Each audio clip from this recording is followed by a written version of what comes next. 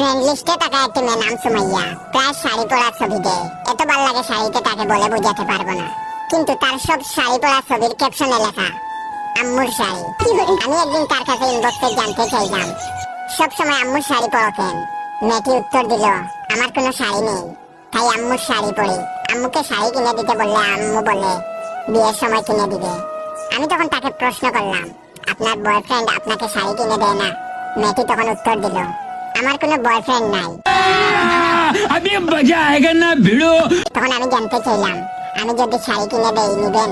তখন মেয়েটি বলল, আমি কেন আপনার দেওয়া শাড়ি নিব, আর আপনি কেন আমাকে শাড়ি কিনে দিবেন?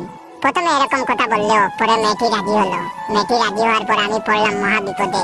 আমার অর্থনৈতিক অবস্থা খারাপ, নিজের খাবার টাকা থাকে না ঠিক মতো, টাকার অভাবে মাঝে মধ্যে না খেয়ে টাকা লাগে। আমি কিভাবে শাড়ি কিনে দেব? বহু কষ্টে দাঁড় দেনা করে মেয়েটিকে একটা শাড়ি কিনে দিলাম। আজ সকালে মেয়েটি আমার দেওয়া শাড়ি পরার পর ছবি ফেসবুকে পোস্ট করে ক্যাপশনে লিখেছে আম্মুর শাড়ি। আমার লাভ লস নেই, আমার লাইফটাই লস। তো এখন অনেকে জানতে চাইবেন সুমাইয়া কেন আমার দেওয়া শাড়িটা আম্মুর শাড়ি বলল। তার কারণ অনেকে বুঝতে পারছেন, আর যারা বুঝতে পারেন নাই তারা তাদের ফ্রেন্ড লিস্টে থাকা সুমাইয়াকে মেনশন করে জিজ্ঞাসা করুন, অবশ্যই উত্তরটা পাবেন।